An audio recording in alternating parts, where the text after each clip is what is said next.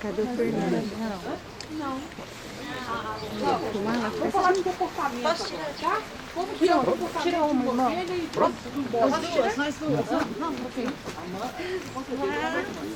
Mas olha, eu já vi o pastor chamar. E é impressionante o comportamento de uma ovelha. Aqui, o bode sai correndo, ele ouve o pastor chamando. A ovelha, ela vem correndo desesperada. É interessante. Eu já vi bode subir na árvore para correr do pastor. Enquanto que a ovelha, ela vem assim, ó, caladinha, sabe? Obediente. Ela vem obediente. Esperto do pastor. É lindo. Então isso... Dá uma chamada. O pessoal fala, deu um bode ali. É um bode. Tem algum pastor aí? Vários. Tem vários pastores? Vários. Você dá uma pregação, viu? Eu estou trabalhando na grama.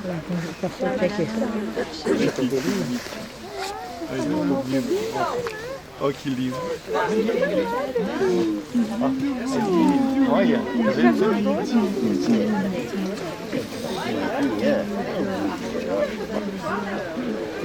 O final da mãe quer tirar foto aí. Jesus, estamos aqui em Nazaré, está representando como se usava as roupas naquele tempo, né? E está bem a caráter mesmo. Roupas de linho. todos aqui são convertidos. Servinho de Deus. Servo de Deus. Servo de Deus. Aleluia. Nós paramos aqui porque essa árvore é a árvore mais antiga aqui da propriedade. Pra vocês terem uma ideia, 400 anos essa árvore. Mas ela é a mais antiga, mas ela é a mais novinha. Interessante, né? Olha, uma árvore de oliveira tem uma capacidade tremenda para ser replantada. Onde você tirar... Essa árvore não foi plantada aqui, ela foi replantada. Ela veio de outro lugar, de 400 anos, né? Ela veio de outro lugar. E ela foi replantada aqui. E interessante que a árvore de oliveira, onde ela for replantada, ela continua dando fruto. É impressionante. Uma árvore de 400 anos pode dar fruto? Dá fruto. Vocês vão lá no Getsemane, em Jerusalém, vocês vão ver árvores que o pessoal fala, os guias turísticos de Israel falam que tem árvores de mais de 1000 anos lá. Comprovado. E que continua dando fruto. Então isso para nós é uma lição de vida, porque você pode perceber, nós somos como a árvore de oliveira, diz em Salmos. E nós estamos na casa de Deus, não é? O que é a árvore de oliveira? Onde nós fomos plantados, nós vamos dar fruto. Se é Israel, se é no Brasil, se é na China, se é onde for, nós vamos dar fruto. Em qualquer lugar que você estiver, você pode dar fruto, porque nós somos uma árvore de oliveira. A árvore de oliveira, naquela época, era importante para a economia, por quê? Porque era importante para a produção do óleo, naquela época eles usavam para alimentação, mas o óleo também era utilizado para as luminárias, as lamparinas pequenininhas que eles usavam naquela época. Não tinha eletricidade na época, não é? Então eles usavam lamparinas. Também para cosméticos, produção de medicamentos também, e para a produção também de sabão e outros utensílios cosméticos. Então era importante demais a oliveira naquela época, como nos dias atuais também na economia de Israel. Estava tudo de Jesus, em Jerusalém, tá? Só para vocês terem ideia que era uma réplica de uma sepultura da época. E uma comunidade como essa, claro que havia, né, um lugar de sepultamento das famílias. Cada sepultura era utilizada por cada família tinha sua própria sepultura. Então isso aqui, é claro, fazia parte da comunidade israelita. Descalço os pés, por quê? Bactéria do pé ajuda a fermentar. Exatamente, não é? Por quê? Não vale. Ele estava aqui? Aí não vale. Não vale. Quem estava aqui não vale. Ele não estava. Não, ele é médico. Ah, então tá explicado. Então os fungos dos pés, né? Os funguinhos. Os fungos dos pés ajudavam na fermentação do vinho ser uma melhor qualidade. Por isso, uma das causas, né, deles não utilizarem sapatos para esmagar é exatamente por causa disso. E um outro motivo é porque descalço não se esmagava a sementinha da uva. Porque se esmagasse a sementinha da uva, ia causar um sabor amargo no vinho. Então ia comprometer o sabor do vinho. Por isso que era descalço. No primeiro século, eu mostrei lá na primeira salinha, lembra? Eu mostrei uma foto de um lagarto, a réplica de uma sandália. Lembra na primeira salinha? Esse é o lagarto que foi encontrado nessa propriedade, o lagarto original do primeiro século. Eu diria que talvez seja a única coisa realmente original, que é uma evidência clara de que essa parte desse terreno, esse pequeno terreno aqui, vamos dizer, era parte da comunidade que Jesus morava na época. Na época que Jesus morava. E eu diria mais, eu não tenho nenhum medo de dizer isso, porque eu acredito mesmo que Jesus, ele produziu vinho aqui nesse lugar. E se esse lagar está aqui em Nazaré, é claro que Jesus, né? Ele andava de toda essa banda aqui, ele morava nessa cidade, claro que ele produziu vinho onde eu estou pisando, né? Exatamente onde eu estou. É impressionante. Não sei se dá para vocês verem, mas tem um quadro. Olá. Hello. Hello. Thank you.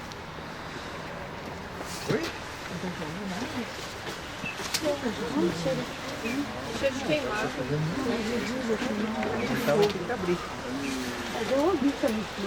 Hã? Você foi com tudo no banco? Tava com raiva do banco?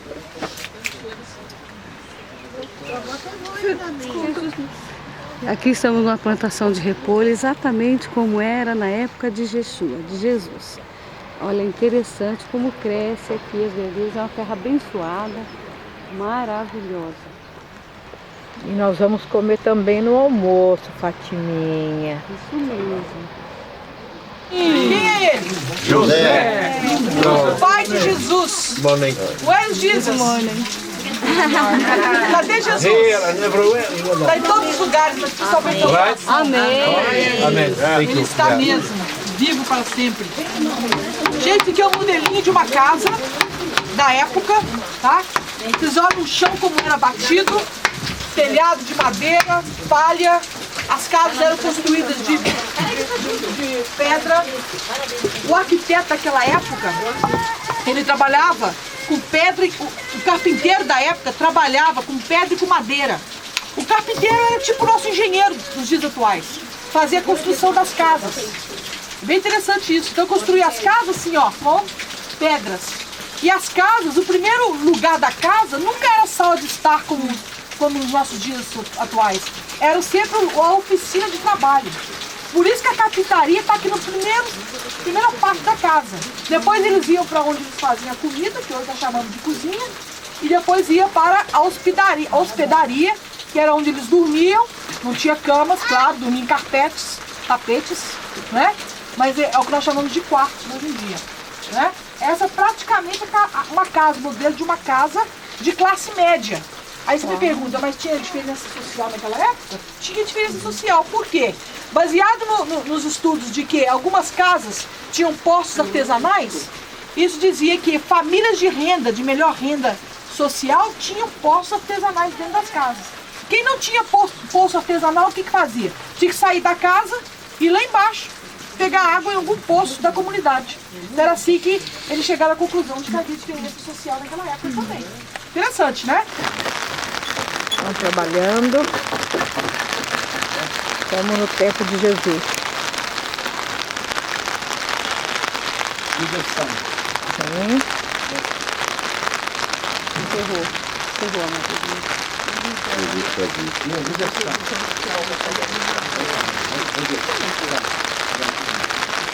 Esse é um modelinho de uma tecelagem, uma fábrica têxtil nos nossos dias atuais, né? Uma fábrica de tecido da época. Então, nós temos aqui essa tecelagem. O que acontecia? A lã da ovelha era retirada, era trazida, era lavada, penteada, tirava todas as impurezas da ovelha, da lã. Depois a lã, então, passava por um processo de coloração, tinha que tingir a lã para produzir diferentes cores de tecido. Utilizavam folha de cebola, folha de romã, utilizavam concha, porque na concha, se você ferver a concha, libera uma toxina que dá uma coloração. Então eles utilizavam recursos naturais, aqui, ó, cebola, né, casca de cebola, para fazer a coloração. E a partir daí, então, se fazia o fio, que a nossa irmã aqui vai mostrar, a Maria vai mostrar aqui como que era o fio com esse, como é que chama isso em português? Técnica. Um peão, né? Isso é um peão, né, gente? Peão. Esse peão que produzia o fio da lã para fazer, então, tapetes, túnicas, faziam tudo naquela época a partir dessa lã. Então, a partir daí que o fio já está preparado, ó, veja bem, o fio está preparado? Sim. Não. Olha como é que o fio está todo torcido. Não está preparado. O que tem que fazer para preparar? Tem que colocar em bolinhas de lã como essa aqui, novelos, para ele ficar bem esticadinho, para depois ele poder ir para o tecelão. Aí ele fica bem preparado, fica macio. Aí então é colocado lá, onde se coloca os pontos, fazem os pontos, o tear, para fazer a produção, então, tapetes, túnicas, tudo era produzido na época com isso aí. Tudo manual. Olha, que legal. Interessante que a carpintaria era um trabalho para os homens. E a tecelagem já era um trabalho para as mulheres. Naquela época era muito bem definido. Trabalho para os homens, trabalho para as mulheres, né? Era muito... Aí, produção de carpete como esse, um tapetinho como esse aqui, ó. Muito produzido a partir, você vê, diferentes cores. Muito bom. Ó, falei que aqui é uma réplica de uma fabricazinha de óleo de azeite da época, tá? Então, praticamente recolhiam-se as azeitonas das árvores e traziam as azeitonas para esse moinho, né? Claro, um burrinho era amarrado aqui no moinho e ele puxava essa pedra bem pesada para esmagar as azeitonas. Inclusive as azeitonas eram esmagadas com caroço e tudo. Tudo era aproveitado, ok? O burrinho tá de folga hoje, né? Porque o brasileiro chegava, eu vou tirar folga. O burrinho não tá aqui. Mas o processo é exatamente fazer esse esmagamento das azeitonas até se tornar uma massa bem pastosa. Então era colocado em... Cadê as cestas? Aqui. Tinham cestas como essa aqui, ó. Onde eles colocavam a massa bem pastosa e aí então era levado para a prensa de oliveira. Esse era o processo. Tudo era aproveitado do início ao fim, ok? Vamos mostrar como é que era a prensa de oliveira. Na época você vê que tinham 7 colunas, sendo que as últimas 2 colunas eram modelo de um coração. Por quê? Uma sinagoga como essa naquela época era o coração da comunidade. Era aqui que os judeus se reuniam para os debates, para as orações, para as tomadas de decisões. Então era um cenário também político concernente à comunidade. Não era só religioso com relação às orações, mas também político. E foi nesse contexto que Jesus veio a Nazaré e foi convidado a abrir as escrituras, abrir os pergaminhos, e ele abriu exatamente Isaías capítulo 61. O que aconteceu em Nazaré está ilustrado em Lucas capítulo 4. Quando você tiver um tempinho lá no hotel, pega Lucas capítulo 4, dá uma lida, você vai entender melhor. Eu não vou falar agora, nosso tempo está avançado, e eu vou passar a palavra então para o pastor, já que eles querem ter um tempinho com você, especial aqui na sinagoga. Tá joia? Foi a oliveira que foi pressionado até suar a gota de sangue. Jesus. Então lá no Getsemane, vocês vão ver que onde a própria oliveira foi pressionada a suar gotas de sangue, né? Foi esse processo que Jesus passou. Um processo de prensa, de pressionar ao máximo até suar gotas de sangue. Quantos de nós cristãos passamos por isso também? Não é? Nós passamos. Quem é discípulo verdadeiro de Jesus tem que passar por isso. Senão tem alguma coisa errada. Nós não somos provados, nós não somos testados, nós não somos pressionados, não chegamos a ponto de suar gotas de sangue, mas choramos muito. Não é? Choramos. Choramos e passamos por sofrimento, por lutas, mas isso tudo é para a glória de Deus. Porque Ele transforma tudo, até os nossos sofrimentos se transformam em glória. A polpa, mas como é? A cesta. Ok. Então, a própria, essa madeira, claro, ela é tirada dessa corda, a corda está só segurando. Mas sem a corda, a madeira é apoiada nesses três, como fala? Pedra. Peso de concreto, que fazia exatamente, era para medir a pressão sobre a massa. Então, haviam 3 tipos de prensa. Na primeira prensa, era retirado o óleo de melhor qualidade, o óleo virgem, o azeite virgem, e esse óleo era levado então para Jerusalém, sacrificado no templo. O primeiro óleo era retirado de melhor qualidade. A segunda prensa já era uma qualidade mais inferior, então era utilizado para cosméticos, para alimentação, tudo que era necessário na comunidade eles tiraram dessa segunda prensa. E a terceira prensa, que era de qualidade mais inferior ainda, era então utilizado, né, para a produção de sabão e outras coisas menos relevantes. Né? Agora eu te pergunto, o que eles faziam com a polpa que restava nas cestas? Que restava a polpa. Né? E eu falei desde o início, do início ao fim tudo era aproveitado. Eles tiravam a polpa e jogavam nas fogueiras, que ainda havia um pouquinho de combustível lá para as fogueiras. Então, tudo era aproveitado do início ao fim nesse processo. Né? Então, só para você ter uma ideia, que essa era a prensa de oliveira, a fábricazinha de azeite da época. Que é isso, André? O Senhor é meu pastor e nada nos faltará. Você está lendo o quê? Estou lendo, isso aqui na época de Cristo seria a Torá. Mas para nós hoje é o livro sagrado, a Bíblia Sagrada de Jesus. A paz do Senhor, meus irmãos. Que alegria estar aqui. E eu creio que o teu coração também está cheio de alegria nesta manhã. Quantas riquezas nós tivemos. E nós estamos aqui exatamente em Nazaré, na cidade de Jesus. E eu gostaria de ler um versículo da palavra de Deus que se encontra em Lucas, no capítulo 1. E o versículo a partir do versículo 28, que diz assim: E entrando o anjo onde ela estava, disse: Salve, agraciada, o Senhor é contigo, bendito és tu entre as mulheres. E vendo ela, turbou-se muito com aquela palavra, e considerava que saudação seria esta. Disse-lhe então o anjo: Maria, não temas, porque achaste graça diante de Deus. E eis que em teu ventre conceberás e darás luz a um filho, e por-lhe-á o nome de Jesus. Este será grande e será chamado Filho do Altíssimo.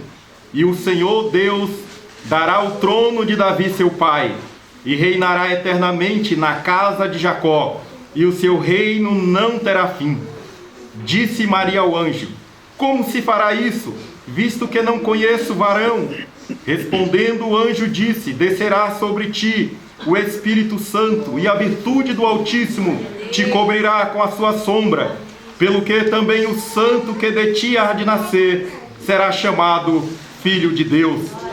E eis que também Isabel, tua prima, concebeu um filho em sua velhice, e este é o 6º mês para aquela que era chamada estéril, porque para Deus nada é impossível. Amém.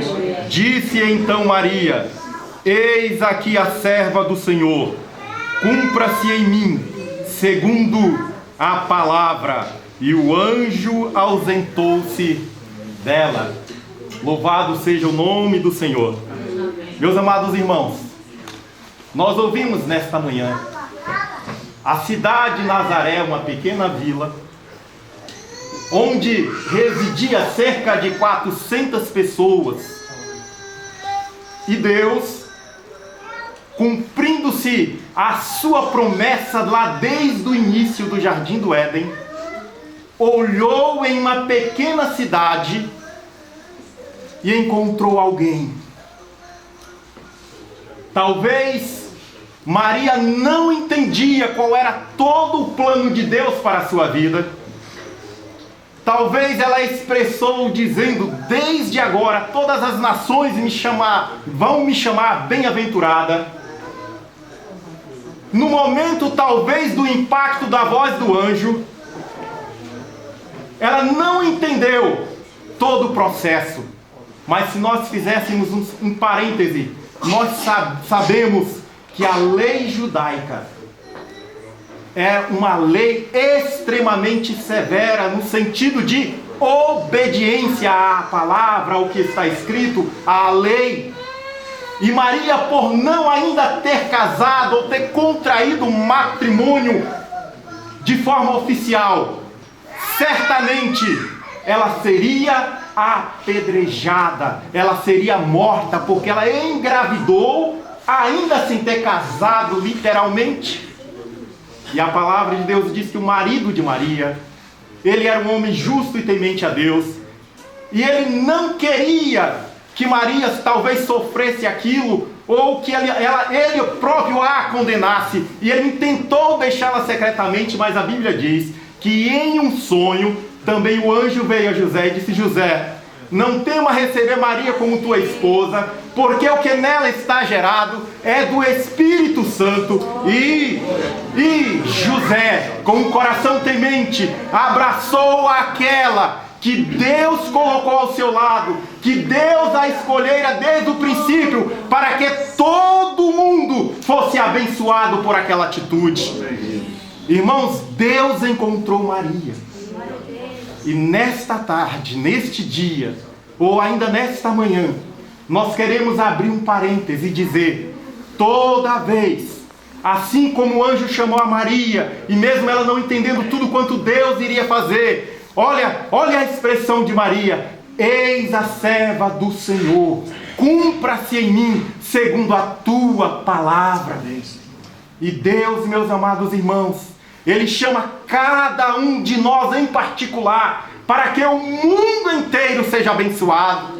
E quando nós dissemos que nós iríamos abrir um parêntese, nós, segundo ouvimos do nosso pastor e a pastora Ivone, que este seria a última viagem, depois de uma peregrinação de 21 anos, todos os anos, esse casal que um dia foi chamado por Deus, tem abençoado centenas e centenas e centenas de pessoas pelo chamado que Deus colocou em seu coração. Obrigado, Jesus.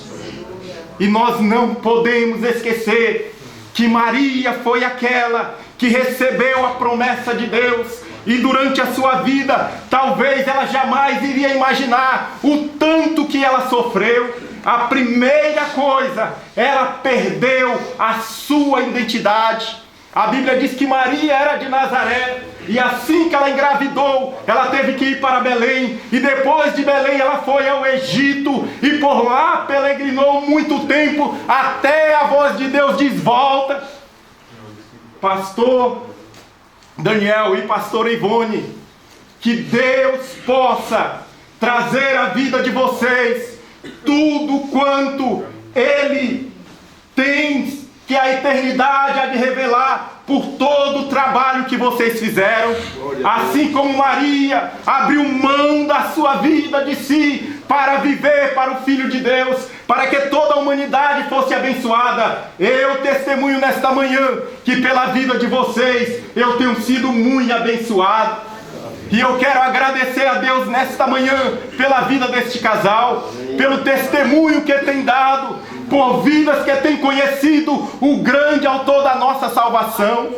Meu amado irmão, só a eternidade revelará todo o nosso trabalho que nós fazemos para o Senhor. E como a palavra de Deus nos diz, que nem um copo de água, pastor, por toda a tua vida, por tudo quanto você tem se dado no trabalho do Senhor, Deus o recompensará, e a eternidade revelará, irmã Ivone. Então não te entristeça, meu amado irmão. Se Deus tem te chamado, coloque a tua vida na mão do Senhor, e Ele vai fazer de você todo o propósito para que o nome dele seja engrandecido, o reino dele seja edificado, e você será amplamente recompensado pelo Senhor, porque Ele não é Deus para que minta, não é filho de homem para que se arrependa, e nada Ele fica a dever a ninguém.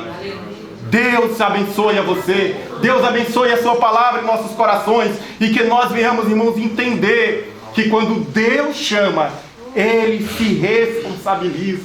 assim como Deus tem responsabilizado por este casal, que a nossa vida seja colocada nesta manhã, assim como Maria, eis a serva do Senhor, tudo entrega ao teu altar, que venhamos entregar nesta manhã, sobre o altar do Senhor, nesta sinagoga, réplica de sinagoga, a presença de Deus nas nossas vidas. Que Deus abençoe.